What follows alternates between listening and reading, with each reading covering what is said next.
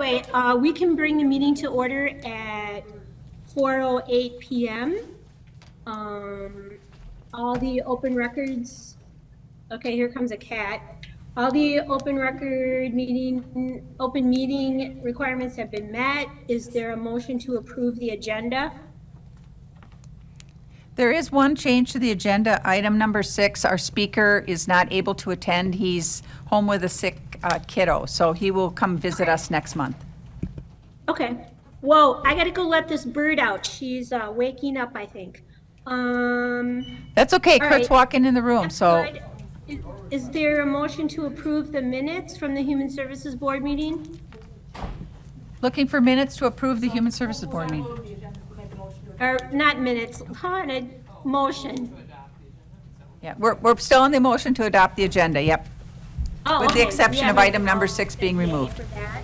Oh, number 16? 6. 6. Oh, 16. I'll make a motion to adopt the agenda with the change of, not having a report from the reentry correlation. Thank you, Michelle. I'll second. And Diane seconded it. And now Kurt Okay. is here, In Jeannie. favor? Oh, okay, I'm sorry. I'm gonna go see if this bird can fly away. So we just I'll be right gotta vote back. on. Okay. Those in favor signify by saying aye. Aye. Opposed? Same sign. Motion carried. Now to the minutes. Minutes. Minutes of the last Human Services Board meeting, October 11th? Yeah, that's right. Yeah, we did not have one in November. I read was this too, and I knew. having a good time on a boat in the Mediterranean, so. So, anybody got any questions on the minutes? Not, I'd look for a motion to approve. So moved. Karen, I'll second. Diane? Okay. Motion been made. All those in favor signify by saying aye. Aye. Aye. Opposed, same sign. We got some on the, Yeah, we just have Jeannie's the only member that's online. What I would ask, Kurt, is we do have a new member of this committee, so maybe we could breathe for a second and do introductions for Bridget Turner. Am I saying the right last name? Is our new representative on our committee. She's replacing Rick Nimitz. And maybe if you want to tell us a little bit about yourself, and then we can go around and introduce ourselves, and then the folks online can introduce themselves as well. Sure.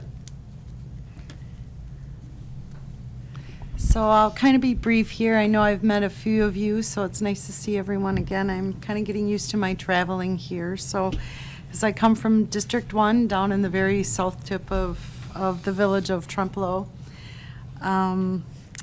I come to you with some prior experience, and of recent, I have sat on the village board of Trempealeau for the last 4.5 years. So enjoying it very much, and if there's anything that I can do to help any of you, please feel free to reach out to me. I feel that's what I'm here for. So, thank you. thank you. Michelle Haynes, District 9. Erica? Michelle Haynes, District Oh, she never speak her. 9, and welcome to our lovely committee. Erica Anderson, Behavioral Health Supervisor and Deputy Director for the department. Dana Lee, Economic Support Supervisor. Sandy Polkowski, Economic Support Supervisor. Melissa Youngbauer, Aging and Disability Resource Center Supervisor. Georgine Blaha. I'm on the Human Service Board from Independence. She's a citizen representative. What did she say? Citizen representative. Citizen. Diane Schrader, Citizen Representative, and I'm from Arcadia. Karen Sepich, Citizen Representative from Trempealeau. Introduce- I'm just Sam. No. I'm Sam, and I work in admin. Kurt Scoyen, District 16 Supervisor. I'm Deb Sukla, I'm the Human Services Director, and I'll turn it over to you, Jeannie, and then if you want to call on the rest of them online, that would be helpful.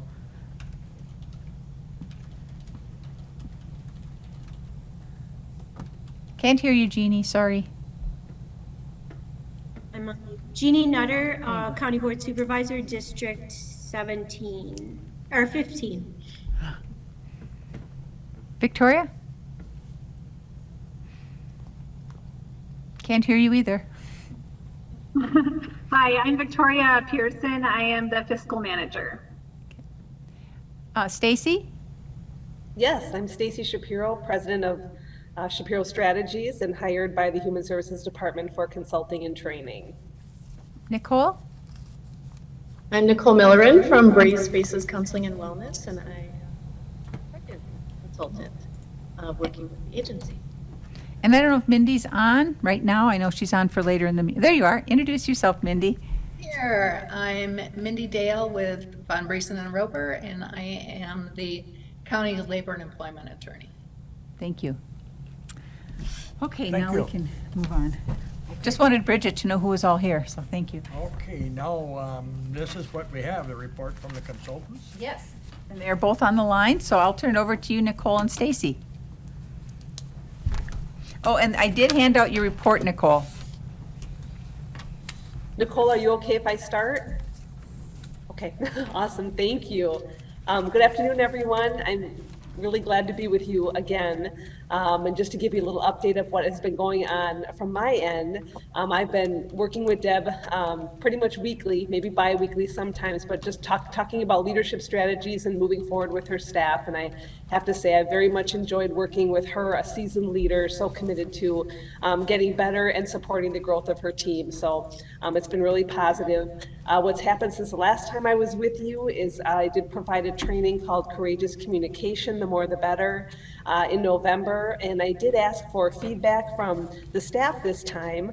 And I was heartened to hear that they felt that they were getting to know each other better and gaining more tools and being reminded of those positive interactions and less drama. And it takes everyone to be on board. And I'm really feeling that momentum. And they just talking about the leadership setting an example, and they're really feeling that. And I'd like to I feel personally that is the case as well. I've done 2 trainings. The initial one was a kickoff to a super culture, where one of the topics we talked about was a high performance culture that the Human Services Department has taken on in the past few years. And though the content was really wonderful, the title, high performance, was somewhat disconcerting for some. So the leadership team took that back and really spent time and energy to retool that.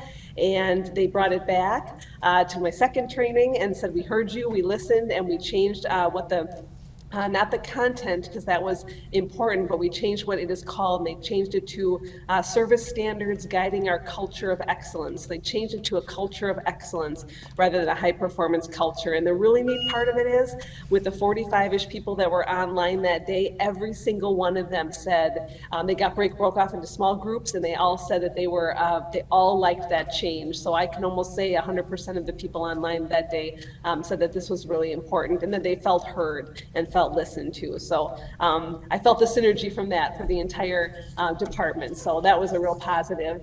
I do want to invite you all to the last session I'll be providing in January 20th. It's 9 to noon, and it's virtual, so you'll be getting information as you have in the past. If you'd like to attend, you can just pop right on. And I'll continue to meet with Deb and make sure that everything I'm accounting for, everything that I proposed in my proposal many months ago. So I'm wondering if there are any questions for me. I'd be happy to answer them.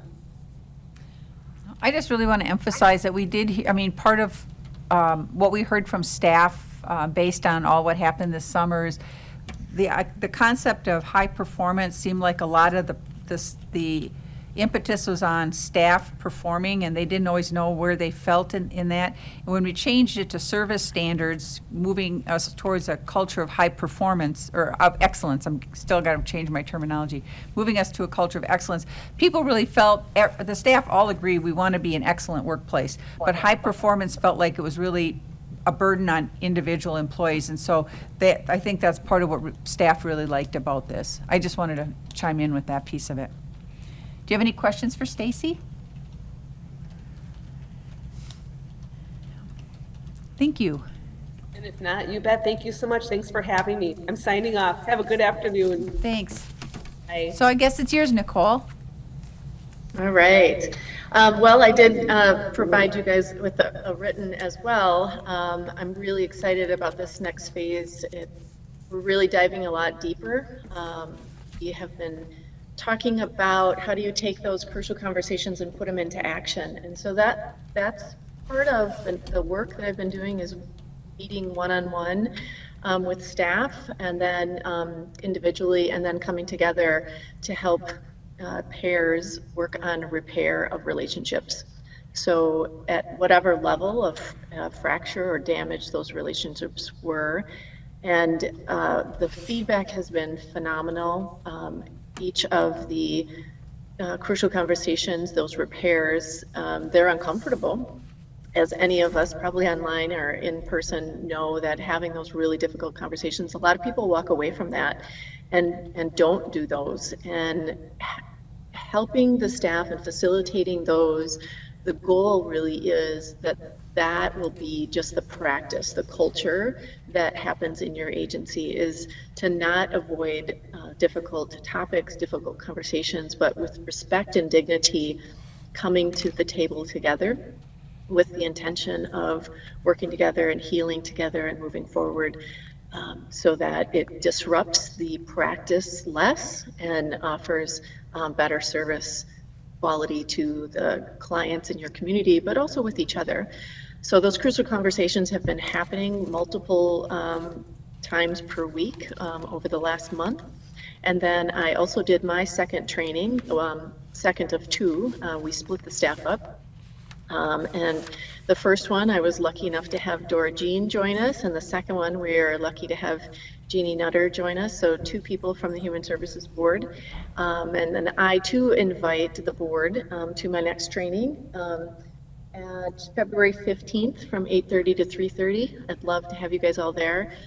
This is an all-staff training, so it's diving deeper into these relationship and communication styles that we all have.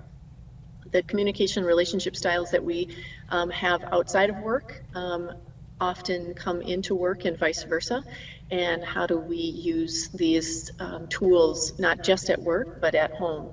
Because we know when we have healthier patterns at home, we can also bring that health to work and vice versa. So I feel really blessed about the movement that I've had with staff and also the leadership team. I've been able to meet with them once a month as well. And I can already hear and feel the shift, but also getting that feedback from the leadership team and from staff that they're starting to feel a difference and see a difference. And the commitment level of everyone, leadership across the board and staff, they're willing to do the tough work. And over the next 2 months, it's all about practice. So I've challenged all of them with the tools and the skills that I talked about at my trainings to now we have to put it into practice. And so over the next 2 months, I'll be continuing to guide staff and the leadership team in putting the tools into practice. So questions that you guys might have for me?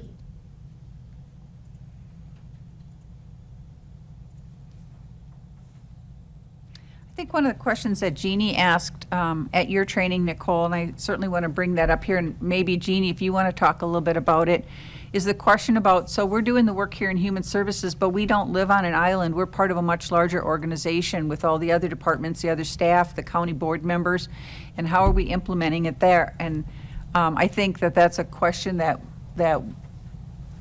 we can't solve ourselves, but certainly could elevate that question. Jeannie, if you or Nicole have anything you want to add on that, I think that was a good point that you brought up. No, well, the kind of idea I had would be, I would love to have Nicole maybe do some work with the county board. I don't know how to swing that, but you know, our board could be totally different in April. It just depends on what happens with the election, but you're right, Deb, you can't operate in an island. We have to be more holistic. We're a whole building, a whole group of people. We're a bunch of agencies all working towards common goals. So yeah, I think it would be great to do some work with our county board. Maybe the present one, and in the future, if it's all different in April, you know, we just don't know. Yeah, I think that's really important. like Deb said, and I've said since the beginning, I use the analogy of threads all woven together that really encompass your agency, and it's not just one section, like Deb's section. I've worked with Krista in the HR department, which has gone really well, and really blending in those relationships. And Human Services Board, you guys are another thread that is woven together to support the staff and leadership and the community. So I would welcome any time with you guys.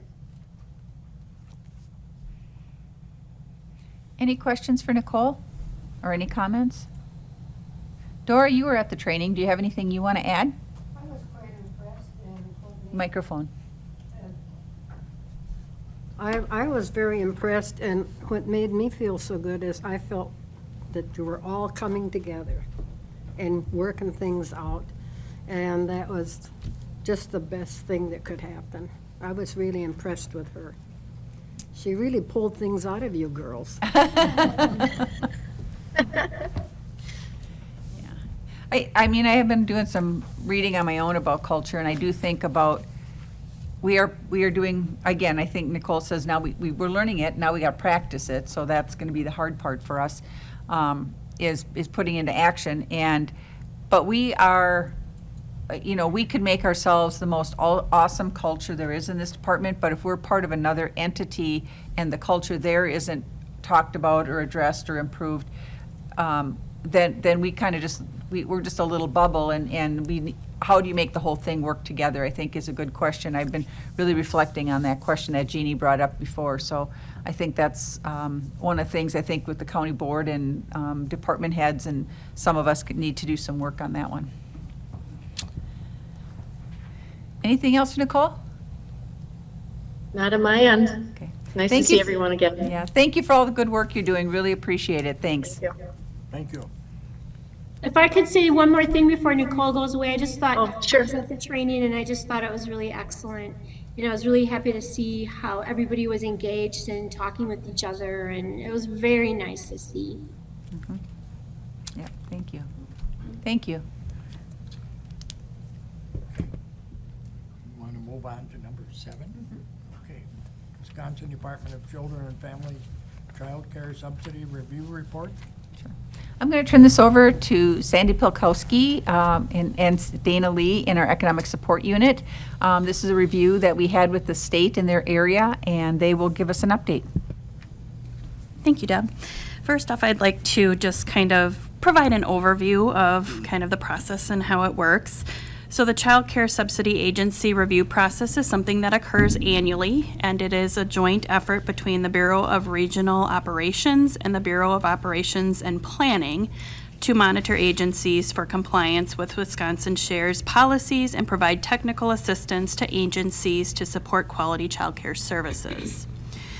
So when they complete this evaluation of the agency, they provide a report back to us that includes information resulting from the Child Care Subsidy Agency review, which identifies any findings of noncompliance and recommendations for program improvement. Any findings that were found, or if they are found, they just require action to be taken by the consortium. They might provide recommendations or things that we can do to improve services or things like that without actually having a finding. But I am going to turn it over here to Sandy to kind of talk about the report and kind of the results of the review. Thanks, Dana. So the actual review took place on October 12th of 2021, and it was a virtual review again due to kind of the COVID-19 pieces and where DCF is at. So what that means is normally they would come on site to one of our 8 counties, and they would be looking at the lobby services and making sure that our brochures are up to date. Instead of doing that piece, we just ensured to DCF that all of our lobbies within the 8 counties are current with their brochures, postings, and publications that must be provided. So that was one area that was part of the review. There were several elements that they took into consideration. There was a questionnaire that was sent out first that actually I completed with our consortium manager. It was turned back in, and then the elements that were reviewed when they were doing the virtual hopefully someday we'll go back to on-site, was the agency profile, including consortium structure, access to the program, staffing of the program, and the Wisconsin Shares caseload, provision of child care selection assistance to families, program performance and improvement, consortium quality assurance activities, consortium handling of formal complaints from customers, civil rights compliance requirements, consortium internal communication and what that structure looks like, confidentiality and security of our systems and records, purchase of child care services, some of our best practices, and then if there's any support that would be needed from DCF. So we received our report back in November from all of those areas, and pleased to report that there were no findings within our consortium, so no corrective action needed to be taken. They actually, from the questionnaire that was completed, took about 3 of those areas to use across the state of Wisconsin as a best practice. We had a couple of desk aids that had been created and flow charts for some of the more unique areas of eligibility. So one of those is working with childcare is normally for children 12 and under, but if there is, there's a piece of it called inclusion. So if we're dealing with someone that might be learning disabled or physically disabled, we could look at those inclusion rates and do a manual process. So we have a flow chart and kind of a desk aid to follow for that. So they took that away as a best practice to share across the state of Wisconsin. Yeah, so any questions?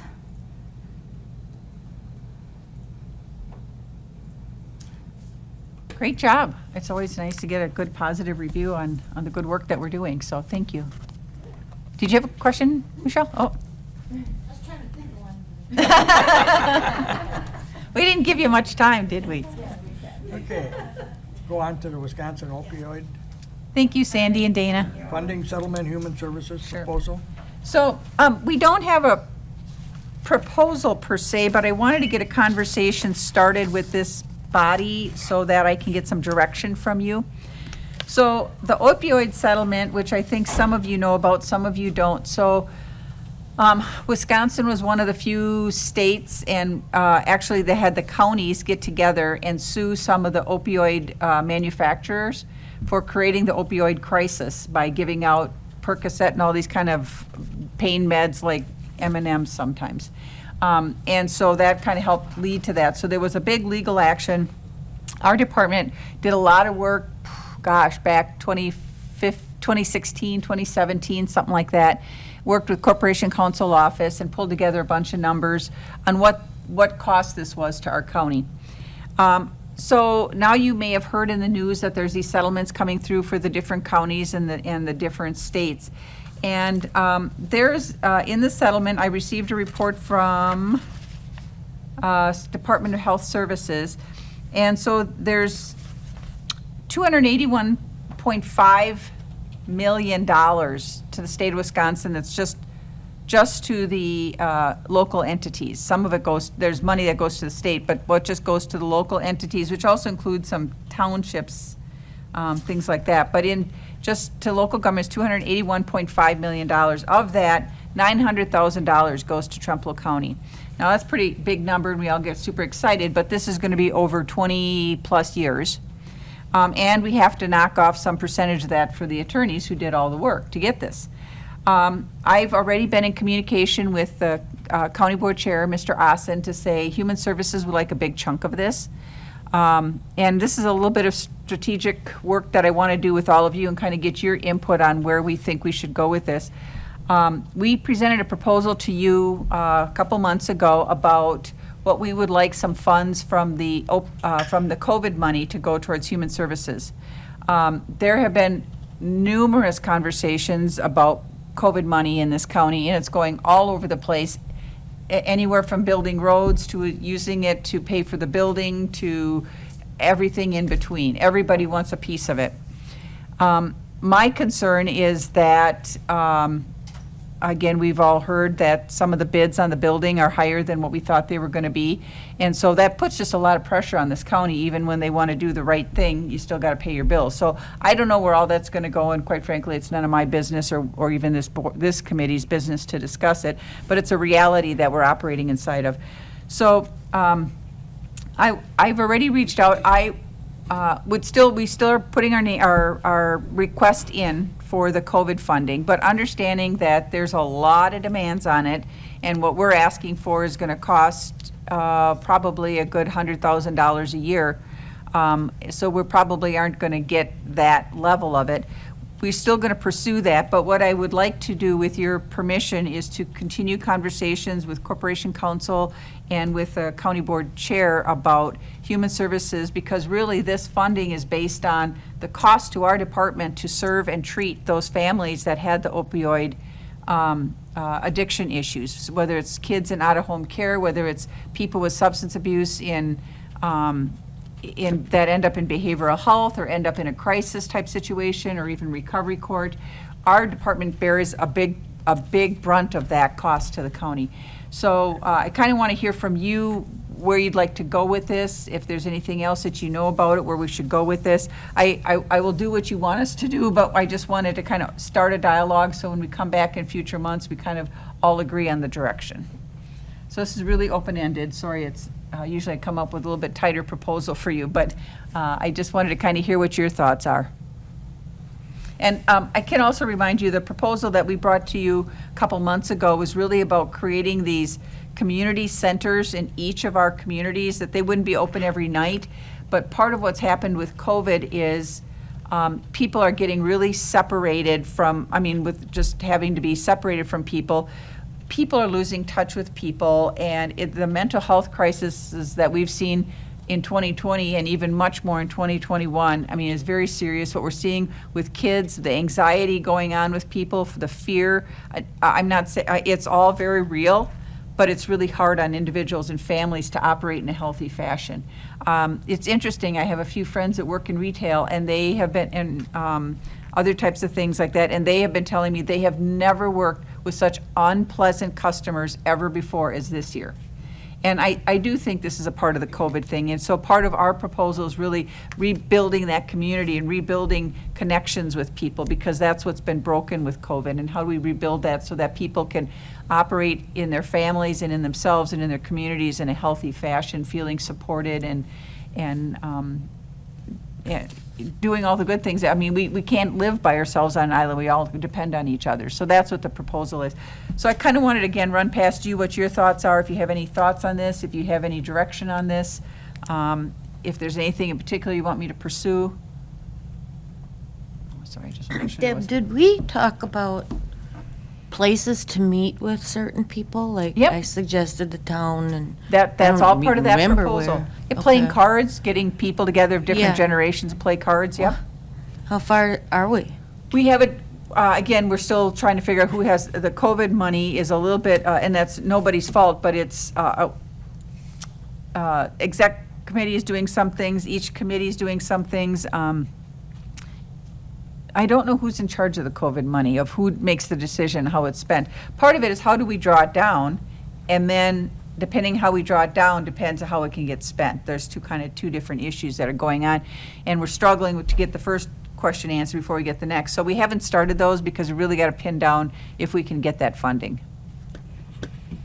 And again, assuming that we might not get much of that funding, or kind of as a backup plan, is we could use, requesting we could use some of this opioid money for that. Because again, when you think about how do you address the opioid crisis, it's really about giving people support so that they don't have to, rely on substances to cope and deal with crisis and stress. There's all kinds of ways that ideas don't come Yeah. very fast. And ideas. I think we've got good ideas, and I think just the dialogue we had here the last time we talked about this, we have a lot of ideas. I think it's about how do we get the money to do that? Yeah, I guess you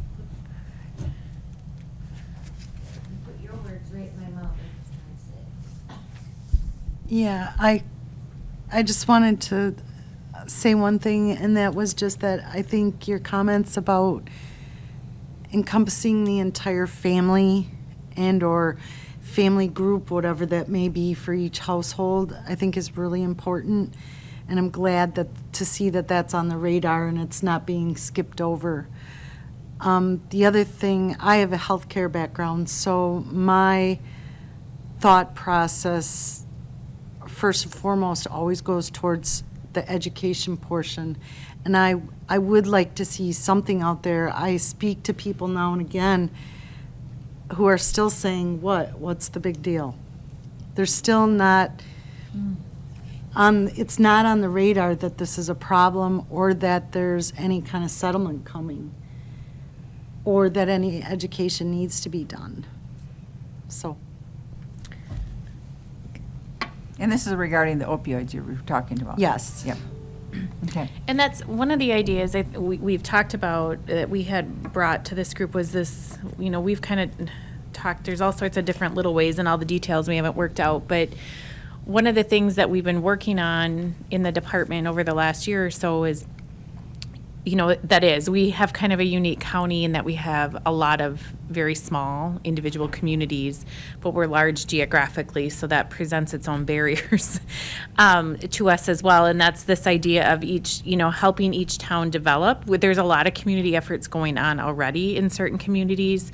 Arcadia with the Wannick Center and kind of the ADRC in particular has really tapped into that and getting activities going. Blair now also has a community center, kind of a nonprofit they're doing in one of the old church buildings in which they're doing all these things. They're not open every day. They can't be. It's kind of a volunteer-based thing.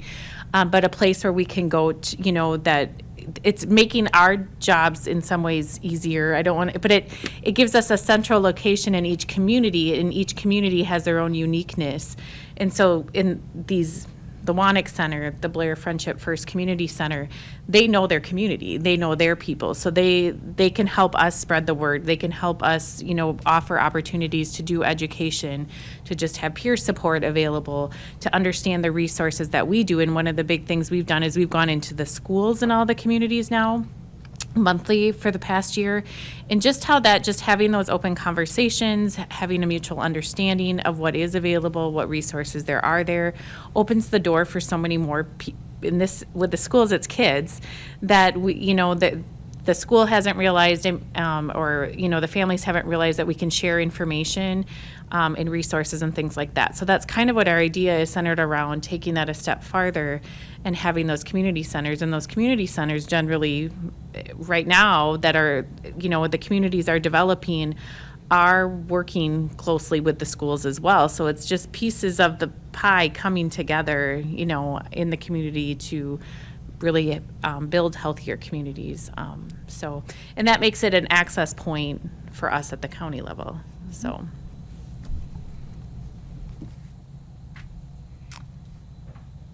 Any other comments or questions? Again, as you as county board members hear conversations about the opioid funding, I think it'd be helpful if you could make sure that you share that, Human Services has a real vital role in this, and they've got some solutions. And again, even that education piece that you talk about, Bridget, even building some of these communities, that's something we have to partner with other agencies in this building. It isn't just us. It can be UW Extension, it can be the health department, it can be, there's other players in this. So I think we're big, so we can kind of coordinate some of that, but that's kind of what we're looking to do. So we'll proceed with that, and if anybody has any thoughts, I'd sure like to hear from you on that. So thank you. Is that 20-year? Well, it depends. Different manufacturers' payouts are at different rates. So some manufacturers are at a 5-year rate, some are at a 20-year rate. So it's gonna be all over It's all over the place. I don't know how much it is per year. I was just sitting when you mentioned 900,000. Out of that comes the attorney fees. About 25%. 25%, so you're looking at probably about 700,000 right in there, and then you. Yep. But so again, the amount per year isn't gonna be great. It's gonna be a big help for certain things, I think, again, depending on how we can, if it could pay for about a half of a position, and if the other half can do something that's a billable type service to talk about mental health or something like that, or the other half can get some of the COVID funding, I think we can easily put together a position to kind of coordinate all these sites. And I think that'd be a big piece of it, so. I suppose the other department would be the law enforcement. Yes, definitely. They play a big role in that too. So, okay. Okay, thank you. move on to approving a resolution to request funds for 2020 Tchcc placement attorney fees. Right, so there is not a resolution, because I didn't do my math right, so I apologize in advance. So the last time we talked about this, we had received a bill for $5,103.50 for July and $59.69.55 for August, so that was just a hair over $11,000. Yes, $11,000. The September bill, I said we didn't have. When I got the September bill, it included the unpaid portion of the August bill, so that was where I made my mistake. So the September bill is simply $442.50. At your last meeting, we all agreed, so that brings a total of $11,515.55 for an $18,000 bill. So I think in the future, when we agree to hire an attorney, we want to make sure we know what we're going to be spending, or have an estimate on that. I think this was a little bit of a open checkbook kind of thing. There wasn't expectations communicated. I think there were expectations that this was going to be a modest amount of money. So I think that's our lesson learned. But we don't need a resolution for this because we've got enough funds in our reserve account for it. But I just wanted to follow up with that now is the end of it. That bill's getting paid, and that should be the end of that piece of it. So we'll move on to number 10, ADRC Lease renewal Sure. approval. Sam, do you want to help hand these out? Oh, you're going to do it, okay. And Rick is on, I don't know if he's on right this minute, but Rick did, so the last time we talked about this, our ADRC lease expires the end of January. And so we wanted to, we got direction from you that, to work with Corporation Counsel and to negotiate a rate that would be within the budget. So Rick did communicate with the landlord, and the lease that I understand, here, I want to make sure I look at the numbers right, is an extra $200, extra $200 a month. So that's a 10% increase from the last 5-year lease. So that seems like a very reasonable number. It's certainly within our budget. And so we will be taking this, we're starting with you. We'll have to run it up the flagpole to a few other committees. But we wanted to start with this body to agree to it. We aren't changing any of the terms of this. This is a 5-year agreement. And you go, well, that makes no sense because there's a building being built, and I thought the ADRC is moving over here, and that's still the plan. But until that happens, it's a 5-year lease, and we're renewing a 5-year lease. So that's what we're doing, because we don't know what the time frame is going to be with that kind of move, should it still happen. So that's the lease that you have in front of you. That's what's been proposed, and just wanted to get your approval of that or any questions that you might have.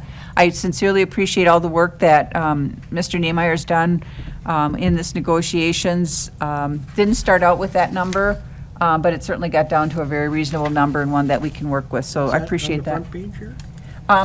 The lease amount? Is $2,200? $2,200 a month, yeah, because it was $2,000 a month before, and now it's $22 a month. Okay. So that's a very Very good. reasonable, that's Very only a good. 10% increase, that's a very reasonable increase over this time period. Okay. Does that include We pay all the utilities.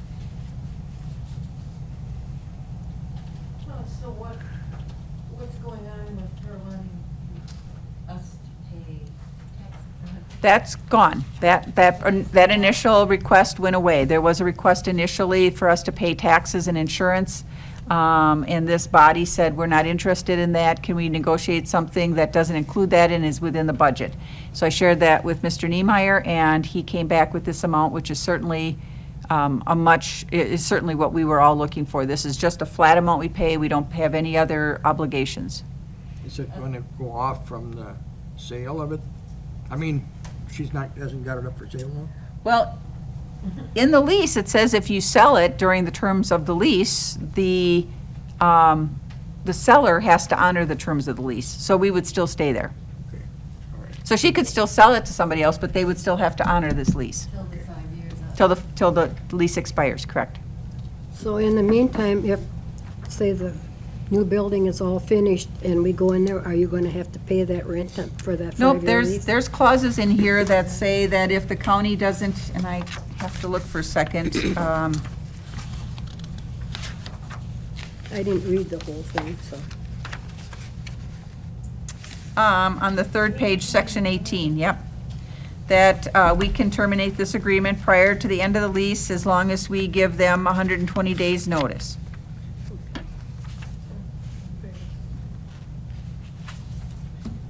And it says, for examples, it says that if, in the event the law of the state of Wisconsin changes, which reduces or eliminates certain programs, so if we had a big cut in our funding for the ADRC, we could still move back here or not be in that lease. Or if that the tenant no longer needs the leased premises, which means, again, if they had a different place to be. So we do have just a 4-month exit clause. Good questions, thank you. Can I ask, just because I'm new to this, where is that building located? Sure, it's right directly across the street. There's an It is. accounting firm, and then Yeah. there's the ADRC. It's a little bit weird because that's not the entrance. The entrance is in the back because there's steps, and because we serve people that are aging and disabled, we want to serve them in a way so there's parking spots in the back of the building, and so that our reception is in the back of the building. Okay, thank you. Main road looks like a jail door. Well, it has kind of, it has grill work out front, I'll say that. I've seen it, Yeah. Anything, Melissa, you have to add on this? No, the only thing I will add, it is interesting that the for sale sign has been removed, so. I think that's a result of this. That's good. And that's good news. I didn't notice that. I would look for a motion to accept this new lease renewal approval. Karen? Motion by Karen, second by Michelle. Okay. All those in favor signify by saying aye. Aye. Opposed, the same sign. Okay, motion carried. We have that Thank you. taken care of. Approve the 2022-2024 aging plan. Melissa Youngbauer, our ADRC supervisor, can talk about that. Okay, so today I am presenting Trempealeau County's aging plan. This would be for the years of 2022 through 2024 for approval. So we are required to complete a 3-year aging plan that outlines a comprehensive and coordinated system of services. And so we've been working on this over the last year. And so the process is that we gather ideas and input from the public and also our advisory council. And we are responsible for developing a plan that addresses required categories for aging plan goals and objectives. So the plan was reviewed by our advisory council in October, and 2 public hearings were scheduled. In addition, we have submitted our plan to GWAR, who has reviewed and approved our plan. So today what I am doing is I am presenting the final plan and hoping to obtain your approval. I am going to be at this time reviewing just highlights of the plan. The plan itself is actually 57 pages. It has been on the county's website for about 2 months. I do have some copies of the plan if persons are interested, but what I have given copies of 4 pages of kind of the highlights of the plan. So the purpose of the plan, again, is to represent the intent of our county to assure that older persons have the opportunity to realize their full potential and participate in all areas of community life. So we start by looking at the demographics of our county. So we are an aging county, like many of the counties in Wisconsin. Right now, the estimate of Trempealeau County population is nearly 30,000. The population of those 60 and older is 24.8%. It is estimated by 2040 that those 60 and over will comprise 29.4% of the population. Some other items of significance include the Hispanic or Latino population is estimated to be 13% from the 2020 census. And in 2020, 607 Trempealeau County residents are estimated to be the number of those with dementia and age 65 and over is estimated to be just over 600. By 2040, it is estimated that over 1,000 persons will have dementia. Another significant item that I felt to report was there was a Compass Now report in 2021, and in a random household survey, 20% of those respondents reported that they were caring for an individual that is aging. So nearly, or around 1 out of 5 surveyed were caring for somebody that's aging. So for the public input, again, a lot of the input we received was through surveys and also through interviews, and again, a lot of feedback gathered from our advisory council. So looking at what the public input had to tell us, it was the most prominent theme really that was voiced was a concern with loneliness and a desire for opportunities for increased socialization. So you had heard what Deb had already commented on, that seems to be just a theme of all ages, but definitely our seniors told us that they are concerned and feeling lonely and wanting to have opportunities to be around others.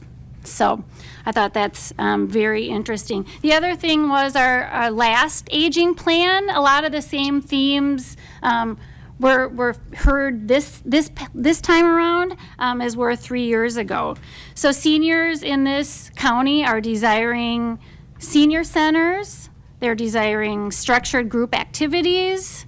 They're wanting congregate dining. And they are wanting opportunities for recreational transportation. Other identified areas of interest and need included ways to keep fit and healthy, alternate transportation options, opportunities for learning, help with home repairs, affordable housing, and help understanding Medicare and drug plans. So this is kind of the backstory of where we got to our goals. So we have 7 areas of goals, and so I'll just kind of briefly go over those. Number 1 area is nutrition services. And so I think some of you have heard me talk about this in the past. The goal is that residents throughout Trempealeau County will have equitable access to senior dining options. And our strategy for that is to offer additional senior dining options in Trempealeau County over the next 3 years. The second area is health promotion and disease prevention. So our goal is to increase programs offered in those areas. And our strategies include Strong Bodies, strength training programs, and Boost Your Brain and Memory programs that are both to be offered annually throughout the county. Focus area 3 has to do with caregiver support. So we heard about the data about just how many people are caring for seniors in our county. So we want to continue to increase the supports that are available to individuals. Can you describe who these caregivers are? I think sometimes people think this is like nursing homes or something. It could include some of those more formal supports, but I think that the primary caregivers and the method of support are informal supports. So these are children, these are spouses, families, yes. Mm-hmm. And I think probably for even those in this room, probably not surprising. I think a lot of us are aware of people in our lives that are doing those caregiving roles. So what we want to do is we want to offer monthly caregiver support groups and memory cafes. We also want to offer powerful tools for caregivers. So that's a program, a multi-week course that we will offer to individuals, to those caregivers. And then also a goal is to launch a handyman and chore services program in our county. And again, I think the big piece of that is also going to be going back to individual communities and finding out who can be our partners with that. Focus area number 4 is racial equity. So we also heard about, we have a significant Hispanic or Latino population in our county, and so we want to ensure that aging services are available and utilized by the Hispanic or Latino community. So strategy is really getting out and meeting with and developing partnerships with those groups and developing communication strategies and outreach tools to better reach those individuals. One of the other goals is researching and exploring possible additional senior dining options that might be more attractive to those populations in our county. And some of our other counties, such as Dane County, are doing, and Milwaukee, are doing some really interesting things with different populations, such as the Hmong and Hispanic populations in those counties. And so I think, again, it's going to be understanding what people are interested in and how we can meet those needs. But I think there's a lot of opportunities. Sure. Okay, the Hispanic, Latinos, if you're wanting to help them out, can't we like combine and kind of like get together? I think we definitely can. I think it is hearing from those leaders and finding out how they think we can best meet their needs. But yes, I do think there's a lot of ways we can do that. I wouldn't mind. Agreed. Cultures and get together, you can maybe pick up on a couple Spanish. They can pick up on Agreed. I think there are some good examples in the community how that happens. Again, understanding that there's still like language barriers and there are some even dining, different diets, things like that. But I think even just about like the church festivals that I've seen in Arcadia and Independence, how you go into the snack area and you can get snacks that are typical with the Hispanic families or typical with the non-Hispanic families in our community. And it's all in the same area and everybody can get a little bit of whatever they want. And so I think there's some good examples of that already starting in our community, but I think we want to move that forward. Right. Yeah.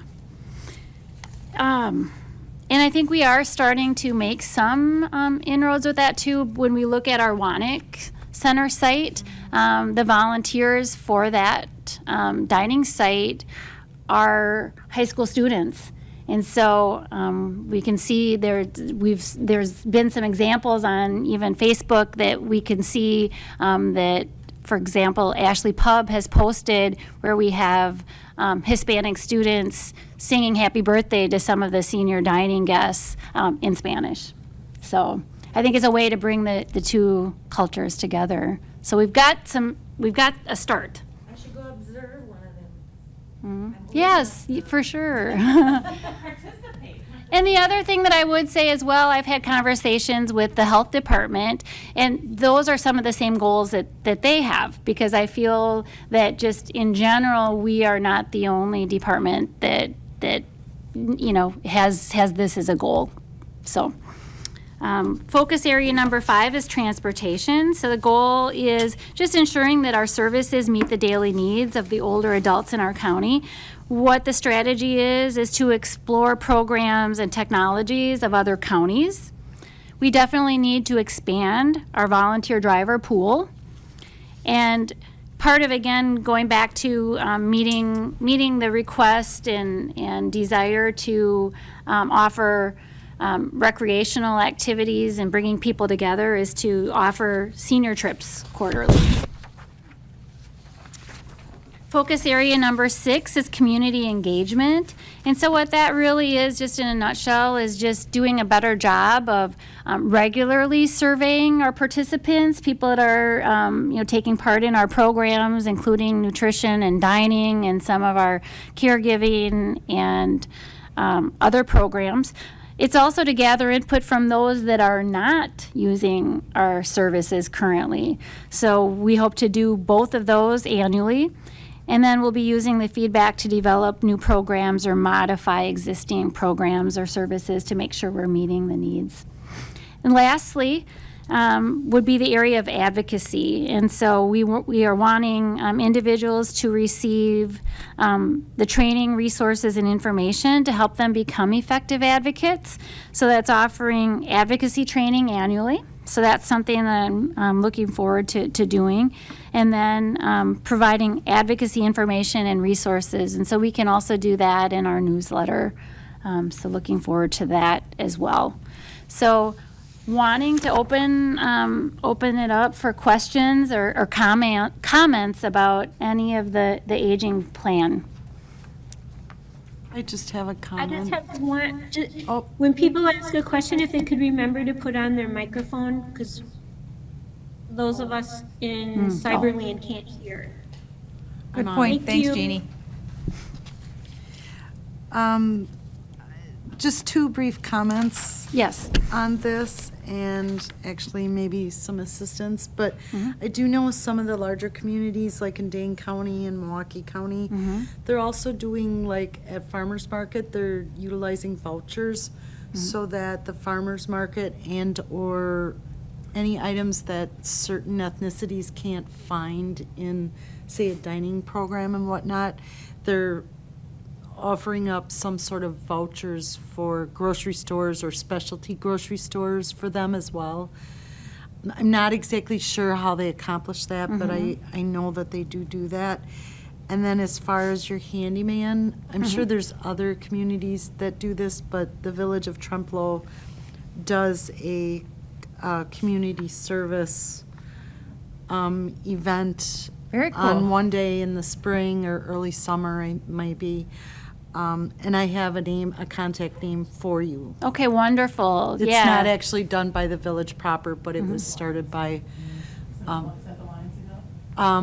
Hellrung started that. I don't know if he may be part of the Okay, Lions, that but would be he excellent. organizes it, and they provide breakfast for volunteers, and it's really helped a lot of our seniors in our community. That's wonderful. And so what we would be looking for is exactly that. We do know that there are communities that do have some things established. There are some counties that have very well established system. We're hoping to get all of that information put together, and other communities do not have anything at all. So just, over this aging plan, that's part of it, is, finding out what's out there and expanding and building partnerships. So I think there's a lot of people in our community that are interested in helping the community and helping seniors. Again, back to these community centers, I think is a nice way to coordinate that. So I think it's just us trying to figure out the logistics of that. Back to your first question, though, about the food for the Hispanic population. There are in our county a pretty large number of Hispanic individuals. Not very many of them are in this age group. We actually were, at one point, we were trying to write grants so that we could get funding, and it's like they're not here. And so that doesn't mean that we still don't want to work on understanding more about the different cultures in our community and incorporating them into what we do. But there isn't as much need for Hispanic seniors. It's on our radar, but again, I think our focus is a little bit more on incorporating our Hispanic neighbors into how do we help serve our seniors. And so I think Melissa would be more than happy to reach out to those other counties, Dane and to Milwaukee, and find out what they've done. Just there are some elderly individuals from the Hispanic population that are in our county, and so you make a good point. Yep, and I do want to just point out, that it is very difficult to find out the exact numbers. I spoke with the state when I was, writing this plan, and it's just, I can give you the 13% is what they can tell me, but the ages of, the number of who is 60 and over, or 65 and over, it's really difficult. When the 2020 full census report comes out, they're thinking that when we there may looked be at some the more 2010 numbers. census data in the last 8 years that I've been here, and as more census data comes out, they're more able to give us the detail of slicing it and dicing it into the detail. But even with that data, again, now there could be a big change between 2010 and 2020, so that's certainly a possibility. But with the 2010 data, that number of people age 60 and over in that population was very small. Now, we could be surprised. 2020 could tell us another number. Yeah. Like I said, yeah, they could give me the 13%, but the actual, 60 and over, I couldn't get. Mhm. Jeannie, did you have a question? No, I'm good. Okay. Is there So- any other comments or questions? If I made a comment, I would say, what a great plan. I love it. Thank you. So, go ahead, Georgie. Has there ever been a program where, for our senior men, that, you have a lot of students and stuff that they could have a time together where they say that this older gentleman would work with this young one or teach them handcrafts or whatever, There's a lot of knowledge in these older people. They're not sitting on their butts. I'm just going to make a plug, Dory. I'm totally interrupting you. But that's exactly what this whole community center concept type idea would focus on, connecting those people, utilizing each community, and each community has their leaders or their trusted people that would help those connections. So they might hold like an event where an older gentleman wants to share a skill set they have, and we work on getting youth there. So you kind of combat the loneliness issue, along with the need for kids to have things to do, or maybe parents are working and they don't have a lot of structured time after school, but the community center can offer them that with trusted adults in the community, if that makes sense. Yeah. So yeah. So has there been anything that has been in the organ of being formed, or is this just? That's one of the things. This is just our plan Yeah. so far. That's Yeah. what we're just trying to get Yeah. the plan set, and then your job will be make sure we do it. And I think it's a good point. My brother-in-law, Alan, his birthday tomorrow, it'd be a big birthday, it starts with 7. He started a fishing club a couple years ago in an Independence high school, and a lot of these kids didn't know anything about fishing. They didn't have anybody taking them fishing, and these kids get it's ice fishing, it's other fishing, and he's taken them on trips, and it's gotten, again, these things that our generation, and I'm over 60, so I'll say our generation, that we kind of took for granted as part of everyday life is not necessarily part of everyday life in the younger generation. So how do we share that, I think is really important. I think that's a great point, Dora Jean. But I think the whole rod and gun has kind of gotten involved into that in Independence. They're doing, I know I work for the ice fishing contest and stuff, and we have a lot of young children. And I think for their start, don't they give them their first fishing pole and stuff? They give them the equipment to start, yeah. So I hope it continues. And I do want to just also say that, this is the plan. This is kind of the beginning. This is certainly not the only projects or efforts that the ADRC is planning over the next 3 years, but it's kind of the start. This is, what we will be held to, but I hope that there are a lot of other opportunities, and again, just hope to just continue working at these partnerships, because I think that's how bringing more people together is how we accomplish the most, so. And this, I have to let you know, this planning process is about a year-long process of getting community feedback, doing surveys, all this kind of thing. So Melissa started in her job in April. We're like, hey, there've been a bunch of meetings about this aging plan. You better figure it out. So she jumped right on board, start making phone calls, start making connections. And so I just really want to commend you, Melissa, for the work you've done on this plan to not just do a great plan, but to be behind the 8 ball when you start and to really produce a good plan. So I'll turn it over to you, Kurt, because we'll need a motion to approve this. Okay. Okay, I guess Melissa has asked that question quite a bit. Any questions? If not, have somebody make a motion to approve? I'll motion to approve the 2022 to 2024 aging plan. I'll second. This is Jeannie. Jeannie seconds, okay. All those in favor signify by saying aye. Aye. Aye. Opposed, same. Okay, motion carried. And Melissa, I just wanted to tell you that The job you've done at the Wannick Center is just, it's wonderful.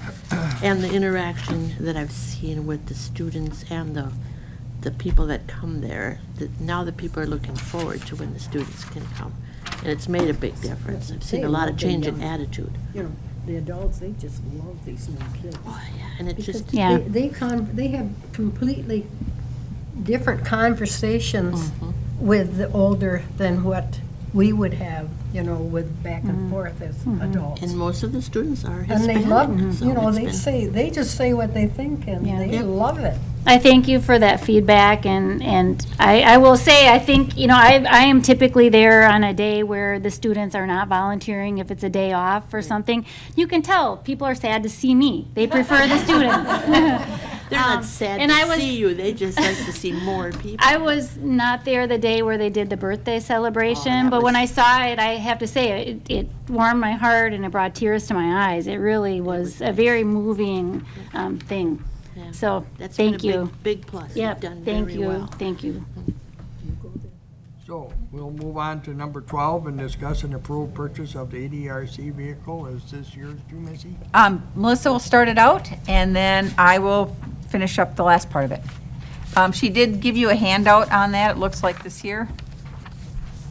If you don't have one, let us know, there's one by the door. Yeah. So this is just the current ADRC vehicle inventory. So as you can see, we have 5 vehicles that are currently in operation. We have one 2019 vehicle that has very low mileage, and the others are getting up there in miles. So you can see just kind of what they all are. So they're all vans minus the vehicle that is ranked number 1, or there is number 1, which is a bus. So I guess just planning ahead and looking towards the future, feeling as though at any given point one of these other vehicles may prove to be not reliable or may have significant costs in repair. Do you have the one on here that has, It is not on there. So we had one vehicle within the last couple months that stopped working, and we had received 2 separate quotes from 2 different mechanics, both that were estimates around $5,000. And so, to repair, yeah. Transmission was one of the, and I'm not a car what's the person. age and mileage about on that? It was similar to number 5. It was around 2011, and it had right around 180,000 miles on it. Again, I'm not a vehicles person, but again, both of the estimates were around 5,000. Part of it was a transmission needed to be replaced. I think it was a starter. The mechanic said it was very rusty when they, put the vehicle up. It was just all rust, and both mechanics really recommended that. Just take it Just- down the river? Yes. Park it and, yeah. So that is part of the conversation we're having here. So clearly the vehicle is 175, we've had problems with that, just a couple Yes. miles from 176,000. We've got one that's not drivable. So what we want to be able to do is get your permission to sell these old ones, but before we do, we've got to replace them. And do you want to talk a little bit about how these vehicles are used and explain what HDM stands for? Sure. And also talk about why we need to have these vehicles versus just volunteers using their cars? Sure. So again, the first vehicle is the bus, and the bus is used primarily on these group outings where, multiple persons are taken on outings, trips, primarily really for shopping, errands, some medical appointments in Eau Claire, La Crosse, and Black River Falls. The other 4 vehicles are used for both local transportation, so that's transportation in our county to do those kinds of errands. So it's groceries, it's going to the pharmacy, to the bank, some medical appointments, and then they're also used for home delivered meal delivery. So right now we do have some drivers, some paid drivers and some volunteers that are using their own vehicles for delivering meals. But again, we do have 4 other vehicles that are used for home meal delivery as well. So, This bus, you know, approximately, is that like a 15 passenger or? no, I believe it's 8-person. Okay. Yeah, with a wheelchair, I believe Oh, it's. with the wheelchair, it takes up some of it. Yes. And all these vehicles do have that wheelchair. Accessibility, all of these do. They all correct. have it? Yes. So the vans have it in the back? The vans have it as well. I will say primarily the newer van, the 2019 van, is the vehicle right now that we are most often using with the wheelchair, with the lift. But all of them do have the ability to So basically, there's 2 use wheelchair, vehicles yes, that wheelchair we- access. So Melissa did some research. She checked with the state, and the state said the county can use transportation funds to purchase a vehicle that'll be used for seniors and individuals with disabilities, and you can purchase non-accessible vehicles if you already have an accessible one. And then there's other rules about purchasing vehicles that they had in the email. So what we'd like to be able to do is we would like your approval to purchase an additional vehicle, a non-accessible vehicle, a van, and put out bids for that. We'll come back with the bids to you and get your approval to make the final selection on the bids. But we're giving you all this information we want to share with you. So how are we going to pay for this? That's your next question, right? So we have a non-lapsing account. So there's 2 ways we can pay for vehicles. We can either pay for with non-lapsing funds from our 8521, which is our transportation account, which the state doesn't like us to get very big, or we can ask for a special grant. That only comes up in the summer. So this summer, we will be looking at doing a grant. It's called a 5110, but it's another type of transportation grant. We'll be looking at doing that this summer for probably a van and possibly the bus. But this, right now, we have a demand right now, and in our 8510 account that's not supposed to get too big is currently at $112,000. Part of the reason it got so big is because we got extra COVID money and that kind of, and plus we didn't use a lot of transportation funds when we were all locked down. So we can use those funds. And so we'd like to be able to use these funds to purchase, is it 1 or is it 2? One vehicle that is, would just be a regular vehicle. It's not an accessible vehicle. That way we could transport more individuals. If an individual with a handicap or with a wheelchair needs transportation, we have other options for them. So with your permission, we'd need a motion then to go ahead and go for bids for a non-accessible vehicle for the van. transportation program. A van. A van, yes. I make that motion that we go ahead and do your, whatever you gotta do to find out the costs and stuff. Dora made the motion, second. I'll second. Diane?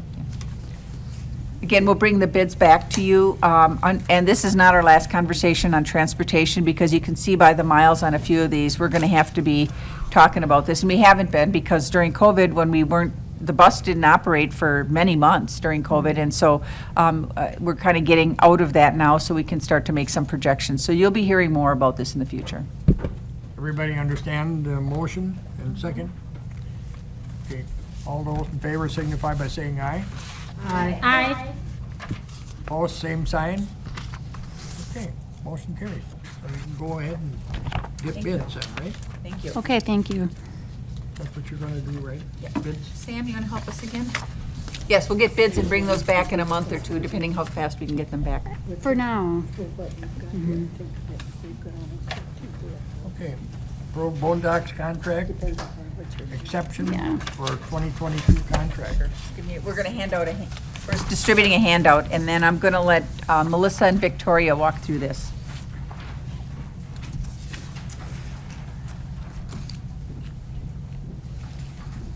Okay.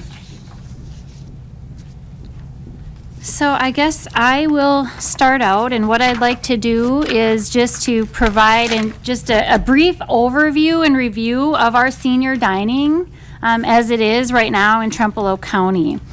So just wanted to remind everybody that senior dining proposals, so requests for proposals went out in the fall of 2020. We'll note that the response to that request for proposal was quite low. From that request for proposal, 2 sites signed senior dining contracts for the years of 2021 to 2023. And those were the Boondocks Locker Room in Galesville. And so that contract that was signed was for them to provide meals 3 days a week. And then the second contract was signed by the Rainbow Restaurant in Blair, and that contract was for 5 days a week. In addition to those 2 restaurant model sites, we have the Pine Creek site, which is out of the Sacred Heart Church, which is operated by the Adrc.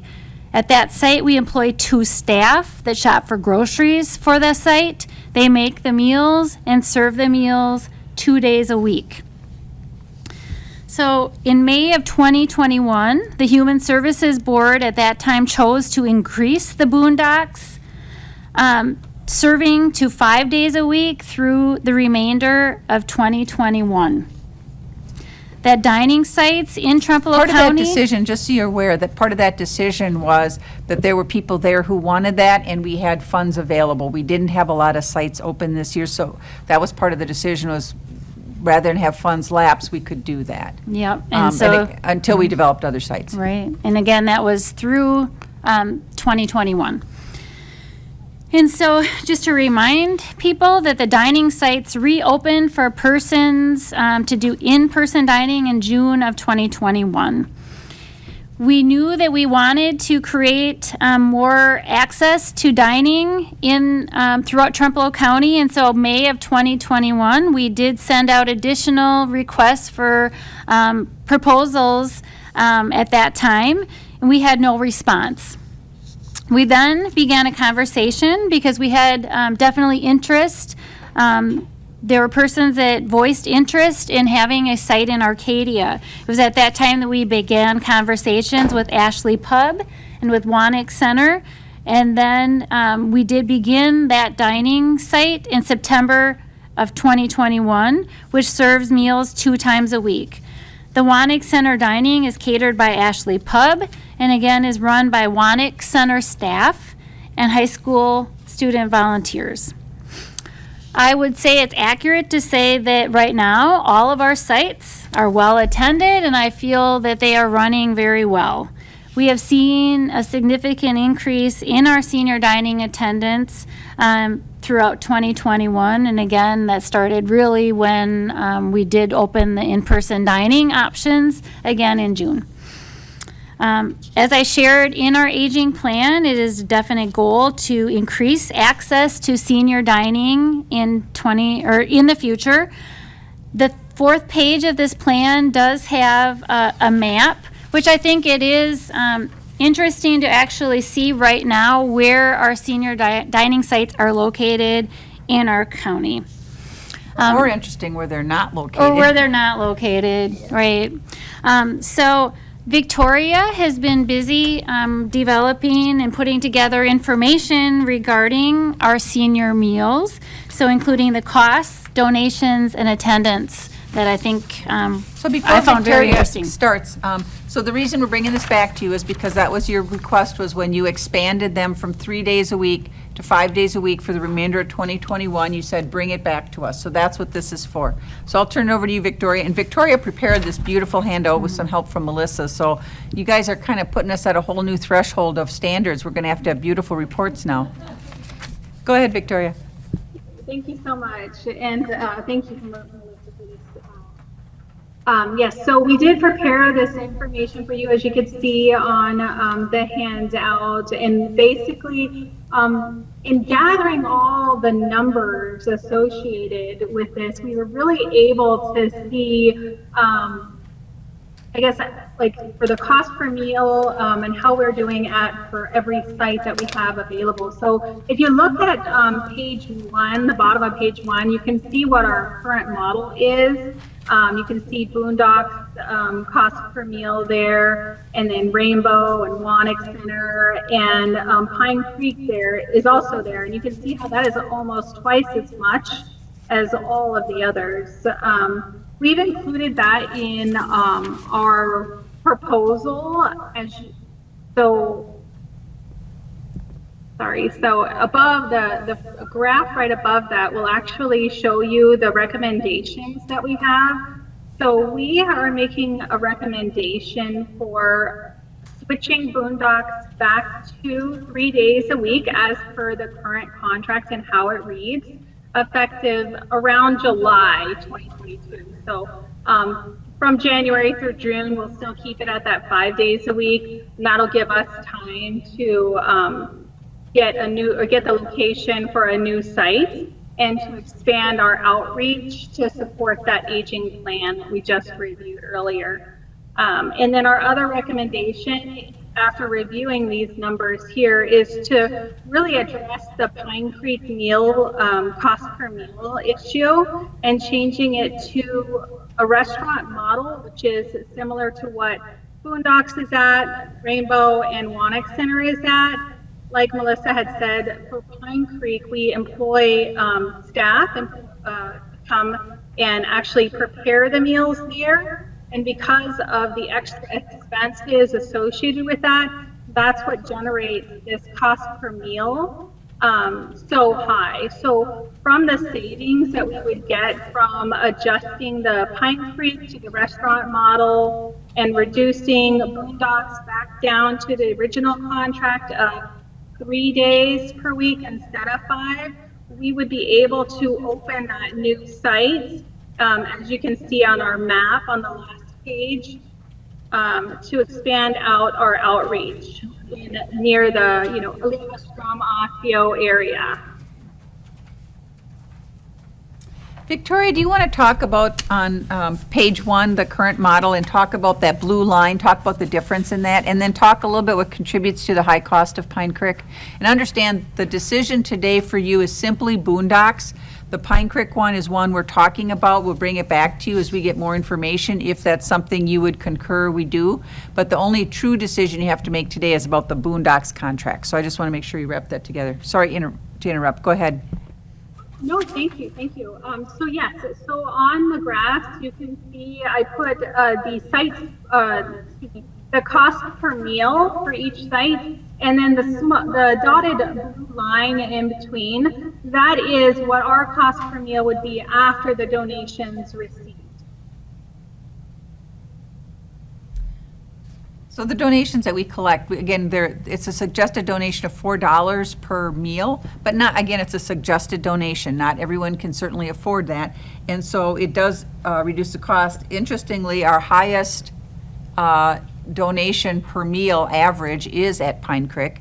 And interestingly, our lowest is at Rainbow. And so those folks in Pine Creek are vested in having their program. I think that they're making that statement through their pocketbook by making such good donations. But that does affect our cost, and so we want to make sure that as we shared with you, because then the difference is, of course, what the state and the county pays.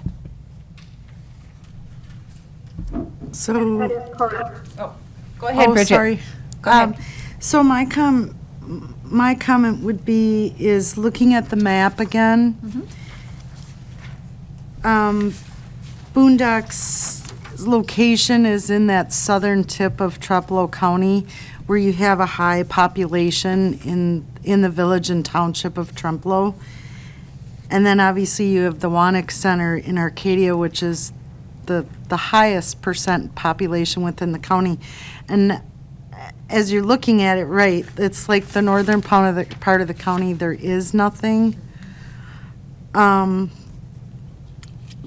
But my fear is given, and obviously you haven't done anything about Pine Creek at this point, but my fear is that when we lose Boondocks, even those 2 meals a day in that southern part of the county, that will make a difference for our seniors. That's a good point. I think what we need to do is we need to, our state that gives us the funding has some expectations on equity around the state, around the county, which includes where is the population, and then access. If people have to travel a half hour to it, They won't come. so that's Right. a challenge. And Melissa, do you want to talk just? You're not prepared, so I'm just putting you on the spot, and I apologize if you're not. But talk a little bit about some of your ideas about like food trucks and some of those kinds of things that we could maybe provide an option in another part of the county without setting up a whole restaurant model.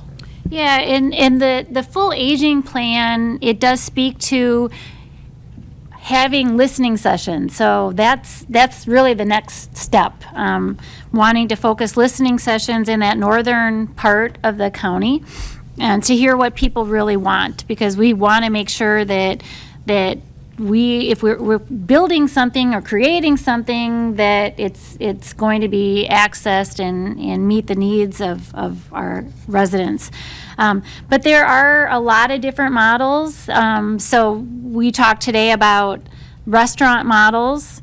That's really what we have. But there are some other examples that we will be exploring. They call them more of a pop-up model or a food truck model that I think can keep costs down. And when we look at that northern part of the county, I think we could do some really creative things, such as even maybe doing 1 day a week at Oliva or Strum and 1 day a week at Osseo, if it was more of that catered or pop-up or food truck model. So, Independence has a pop-up model. yes, they do. And they're very busy. They are. But I think that's probably just Mexican food, I'm not sure. I believe it is there, but Oliva also does have a food truck, and I don't know what the specifics are of that right now, but I have heard that that's also quite popular. Now, these food trucks that you're talking about, Mhm. they'll make the meal there, or they're just gonna hand out the prepared?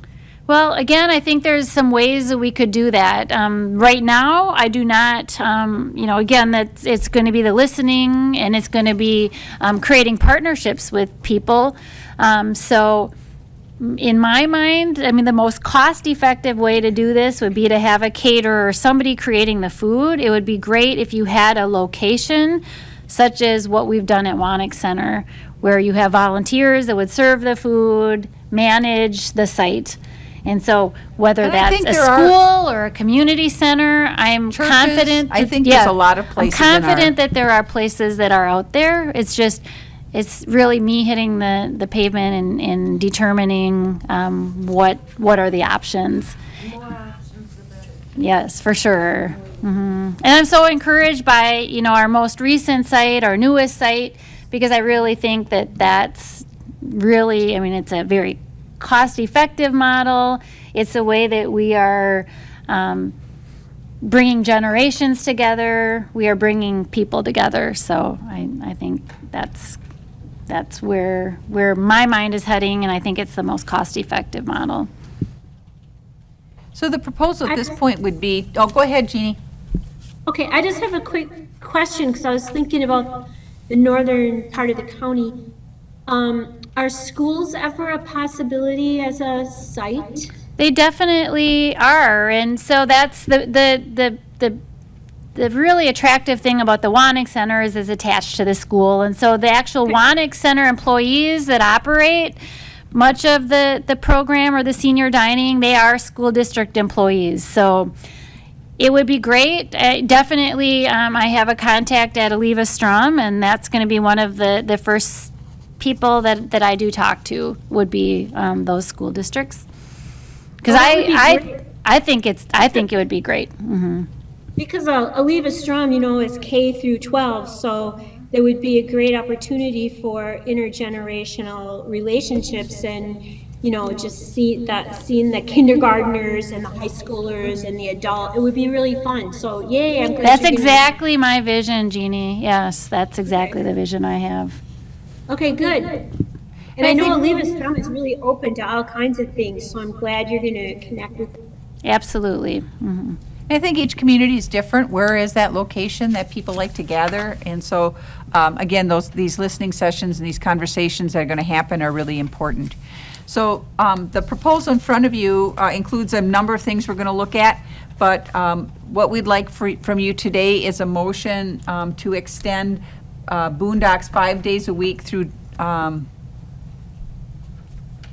July or through June? I'm confused. Which is it? Through June. So Through June. starting in July, we need Yep. 3 days a week. Through June, as we explore other options. We will then, at that point, obviously in April or May, bring you back what we're learning, and then at that point, you can make a decision if you want to extend that further in the year, or if you don't want to. And that way, because we're going to have unspent money anyway, so there'd be no reason why we wouldn't continue it. But at that point, then we've got all the data of what are the other options, what are we going to do with Pine Creek, all these kinds of things. Right now, these are all proposals, but we have to make a budget decision for January 1st. So that's a proposal in front of you, is to extend it through June 30th. The Boondocks. Yes. Yep. Okay, everybody understand that? Somebody want to make a motion on that? I'll make a motion. To approve the Boondocks? I'll make a extension? motion to extend the 5 days per week meals to Boondocks while we continue to explore new options through June of 2022. And then we'll revisit. And then we'll revisit. I'll second. This is Jeannie. Jeannie, second? Yes. Okay, motion made and seconded to approve the Boondocks extension. All those in favor signify by saying aye. Aye. Aye. Opposed, same sign. Okay, carried. I would just like to just say one last thing, and I start talking about this and I get excited, but it would be an option to possibly have a school actually provide the food and cater the food. That was something I did try to explore with Arcadia School District. It just wasn't a good fit for them. They didn't think that that would be something that they were, equipped to do. Maybe another school might be interested in doing that. So, for example, if Aliva Strum had a dining or nutrition program and were interested in working with us, I think that could be really interesting because they're making the food. It would be, again, I think it's nobody's creating an additional menu. It was just creating some more meals. So. But with the schools, you have to take into consideration, there's times when they're not operating. And then the meals don't either. But those are No. things you can work around. So, by the way, those of you who are here, we do have treats, so make sure you eat those up. Otherwise, poor Sam has to eat them all herself.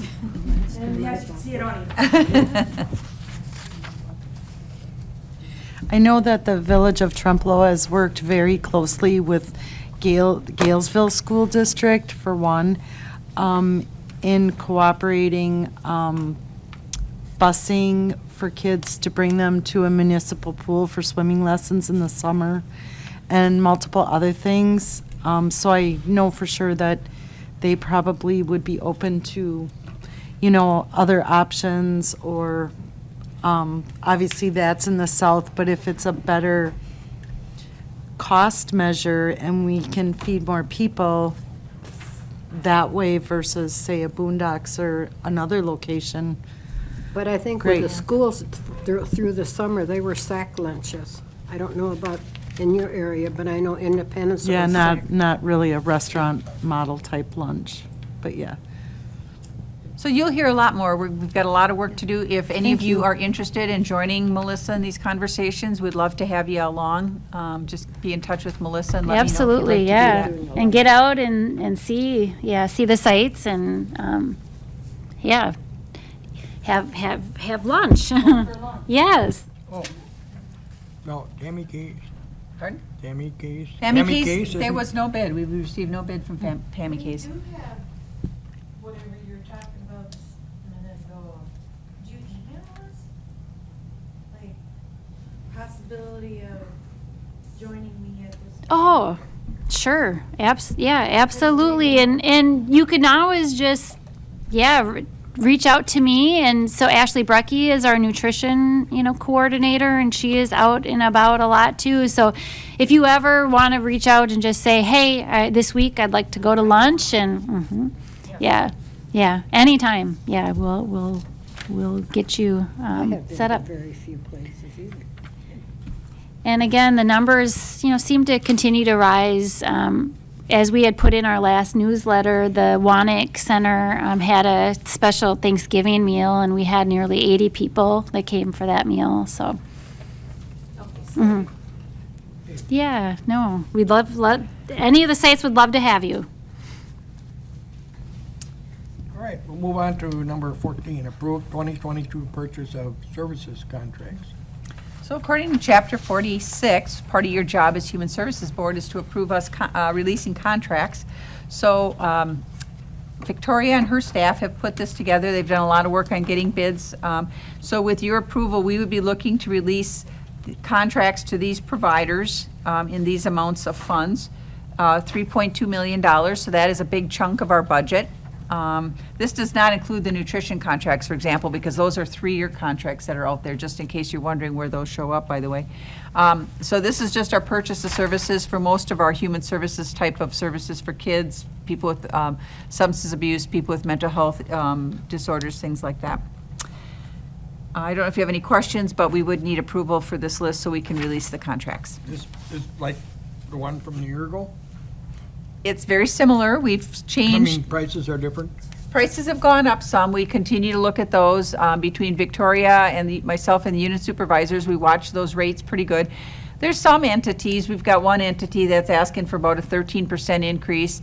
They serve a very unique population. There's not a lot we can do other than be grateful that they're there and pay the bill. For some of them, we'll come back and try to negotiate the rates. We're always trying to figure out how we can do that. So it's a good question. Thank you.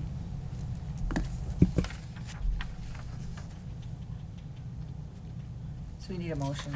So this $3 million, that's automatically paid out?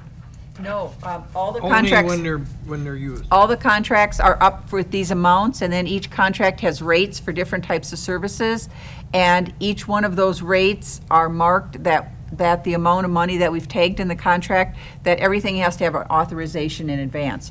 So if we do, for example, some child placement centers, I don't know if there's any on here, but other counties I've worked at, we've had like Rawhide as a child placement center. We would do a contract with them in case we placed a child there, but if we didn't have a child there, they weren't going to get a dime. And so these are all predicated upon prior approval by staff for the services. Yep. Only if you use it. Yep, thank you. Deb, I'm curious, what kind of increases did you see overall? They're typically 3 to 5%. Again, there's been some that are a little bit higher than that.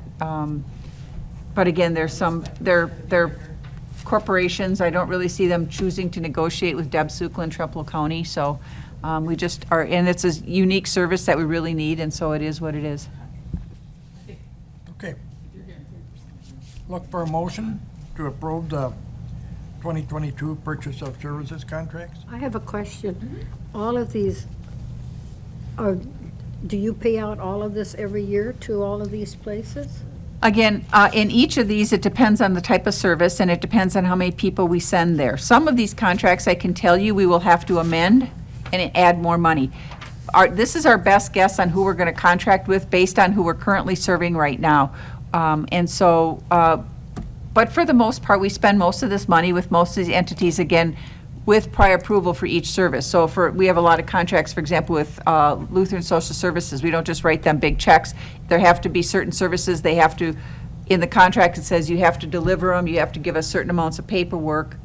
Their contracts are about 33 pages long of all the things they have to do about audit, giving us paperwork, giving us access to their books, being confidential, serving clients properly, civil rights, all that kind of stuff. Now, is this all for children? Nope, children, adults with disabilities, adults with substance abuse or mental health disorders, and then kids and families, some therapy for families and kids together. It's kind of it's everything, except for the nutrition program. Looking for a motion. I'll make a motion that we Dora, motion. propose a contract Second. provides an amount. Michelle? Okay, motion and a second to approve. All those in favor signify by saying aye. Aye. Aye. Opposed? Same sign. Carried. Okay, personnel report? So for a personnel report, we've got several things to update you on. We had a vacancy in our front desk at the ADRC. We actually have selected someone who will be starting with us in January, so we're very excited about that. ADRC is especially excited because they've been having to answer their phones a lot, or our admin staff have been running across the street, so this will be exciting. But they do a lot of the record keeping, things like that. In economic support, we had a resignation, and we have interviews for that later this month. We have a vacancy in the Children and Families Unit due to an internal person taking another position. We have interviews for that later this week. We had a supervisor position open. We had candidates, handful of candidates. They were all internal candidates. Good news is we have a bunch of good internal staff that qualified to apply for supervisor position. The bad news was we could only pick one. And so we picked Julie White, and so she technically starts today, although she's currently a social worker in Adrc's unit and still has a caseload, so we're transitioning that. And then because we have an internal person taking that, we'll have a vacancy we'll have to fill there. In terms of our reorganization, that's moving forward with this. We said we had to figure out who the supervisor was going to be. We're having the supervisor, we're going to have meetings set up the next couple weeks with Adrc, myself, the supervisor, and then Aaron, the other supervisor in the Children and Families units, about how do we do things. It's become real clear to us, and I've talked with the three of them. I'll say from the 30,000 foot level, which is where I view the world as the director of this department, we have the right people and we have the right structure, but we don't know all the pieces of it. And I can see from 30,000 foot level that the water looks pretty murky yet, and it would be easy to get lost if you were in it. And so we've agreed we're going to be working with some other counties, some directors from some other counties to come in and give us some advice. I'm confident that with not a lot of work and not a lot of time spent, these individuals from other counties will help us, give us some direction so that we can all get moving in the right way. But there's a million questions on who does on-call and how do you handle a family this way and who gets a referral for that and who needs what training. I mean, there's just a lot of really, really good questions that staff have. If I said, boom, you're doing this tomorrow, I'd be inundated with questions that I'd go home with just about every hair pulled out of my head, but they'd be appropriate questions from staff. So we've got to sort those pieces out before we can set staff up. Otherwise, we just set people up for failure, and if our staff fail, our families fail. So I want you to know we're working on it. It's the right model. Staff are excited about it, but there's just a lot of moving parts that we have to figure out. And so so at this point, I believe the behavioral health position, which by the way was a lead position, so we'll be posting a lead worker internally so one of our staff can get that, and then we'll have another behavioral health worker position that'll be posted externally. And then I think all of our positions, we're getting down there. We're getting pretty filled up with all of our staff, so that's good news for us. I do not have a financial report. Oh, you don't have a financial? Okay. I have, I started working on it. It was not pretty in terms of like getting all the numbers lined up, but we are still very, very, very, very, very close to just break even. So we are probably just about somewhere between 10,000 plus or minus the bottom line. Through October, it's been very tight. The demands on the behavioral health unit for services, the amount of money we've spent in emergency services has been exponential, and it isn't for lack of effort on Adrc's staff's part. Next month, or maybe the following month, Adrc and her staff are going to come. We're going to talk a little bit with you about some changes in state law about commitments, and we can't make people with mental illness take their medication as long as they used to, which then causes people to have crises. So we're going to talk to you about that in an upcoming meeting. But the demands for our services have been very, very, very tight. And the good news is with Victoria as fiscal manager and setting some standards and setting some operating procedures, I think our billing is going to be a lot sharper next year, so that's going to be helpful to us as well this year. A little part of the trouble of doing projections for you right now is we haven't done billing for some of our services since July. One of them. Some June, some July. So those are simply really big guesses, and I'd really, since we're looking at October numbers, I need something more solid. So that's the reason you don't have that report.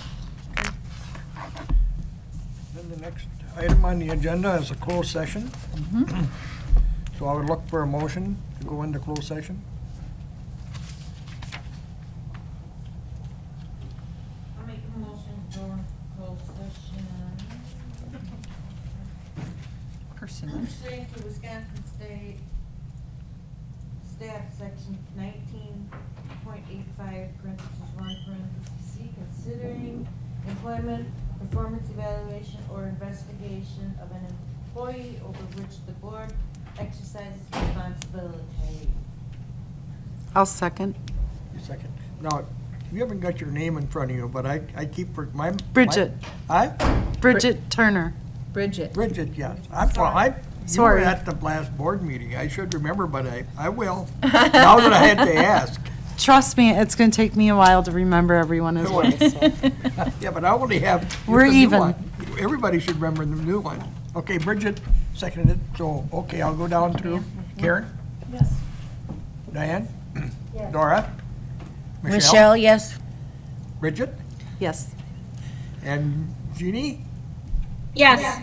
Okay, Did you get this part or am I supposed to be getting so this? we are in closed session.